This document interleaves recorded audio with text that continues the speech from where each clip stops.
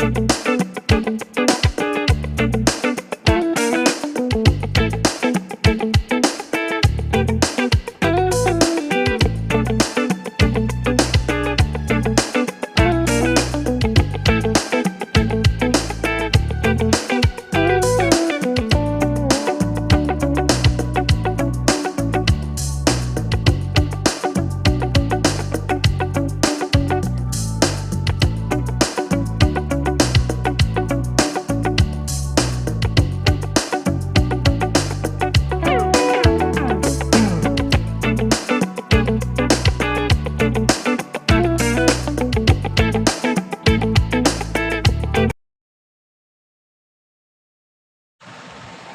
প্রিয় আমার বাংলার মানুষগণ, আপনাদেরকে সচেতন করার জন্যেই আমার চ্যানেল শান্তিবার্তা চ্যানেল।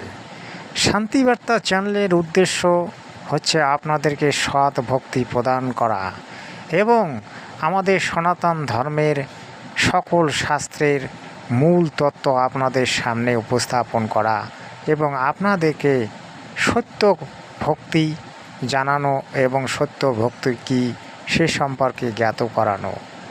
আজকে আমি সেই বিষয় নিয়ে আসছি। দেখুন, লেখা আছে তোমার ভক্তি কী। আপনারা অনেকেই গীতা পড়েছেন। গীতায় অনেকগুলি তত্ত্ব আছে, 18টি অধ্যায় আছে, যেগুলি সম্পর্কে বিস্তারিত আলোচনা আমি প্রায় আমার চ্যানেলে তুলে ধরতেছি। আপনারা আমার চ্যানেলটিকে ফলো করলেই জানতে পারবেন। ঠিক তেমনি তোমার ভক্তি কী। দেখুন, গীতায় একটাই মন্ত্র আছে, ওম মন্ত্র। আপনাকে ওম মন্ত্র জপ করতে বলছে। আজকে যদি আপনি সনাতন ধর্মের লোক হন, তাহলে সনাতন ধর্মের শাস্ত্রগুলিকে কেন মানেন না? আর সনাতন ধর্মের শাস্ত্রগুলি অনুসারে কেন আপনারা ভক্তি পূজা করছেন না? এ সম্পর্কে আপনাকে জানতে হবে। আপনি জানেন সনাতন ধর্মের শাস্ত্রের মূল গ্রন্থ হচ্ছে গীতা। সেই গীতায় একটাই মন্ত্র আছে, ওম মন্ত্র। তারপরে আছে তৎসৎ। যদি আপনি ইহলোকের পূজা করতে চান, এই ইহলোকে থাকতে চান, তাহলে আপনাকে ওম মন্ত্রের জপ করতে হবে। যার একটাই মন্ত্র ওম, সেটা শুধু জপের মাধ্যমেই সেটা সাধন ভজন পূজা করা হয়।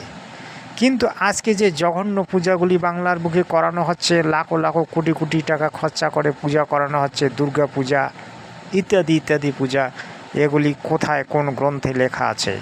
না আছে আমাদের 4 বেদের মধ্যে, না আছে আমাদের গীতার মধ্যে, না আছে আমাদের 18 পুরাণের মধ্যে, না আছে আমাদের 6টি শাস্ত্রের মধ্যে।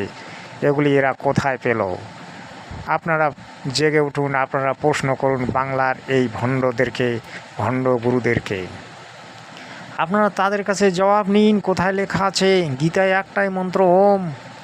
তাহলে শুধু জপ করতে বলছে গীতা জ্ঞানদাতা শ্রীকৃষ্ণই বলুন আর কাল ব্রহ্মই বলুন আর যেটাই বলুন, গীতায় ওম মন্ত্র জপ করতে বলছে। তাহলে এরা কেন আপনাদের দ্বারায় এই যে কুসংস্কারগুলি করাচ্ছে এবং কেন এরা আপনাদেরকে ধর্মের নামে এত লুট করে চলেছে, নানান ধরনের পূজাপাঠ করিয়ে আপনাদেরকে শোষণ করে চলেছে? আপনারা প্রতিবাদ করুন। আর একটি বিষয় আপনারা দেখবেন, আপনারা সকলেই শিক্ষিত হয়েছেন। শিক্ষিত হওয়ার অর্থ এই নয় যে অন্ধ পণ্ডিতদের কথা মেনে আপনাদেরকে সারা জীবন পূজা পাঠ যাগযজ্ঞ অনুষ্ঠান করতে হবে।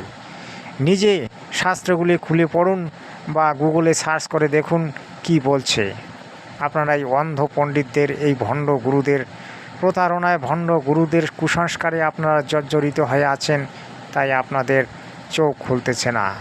আমি আপনাদের প্রতি দৃষ্টি আকর্ষণ করে বলছি, আপনারা ধর্ম গ্রন্থগুলি পড়ার চেষ্টা করুন আর জগৎগুরুর শরণে এসে আপনারা সৎ ভক্তি প্রাপ্ত হন।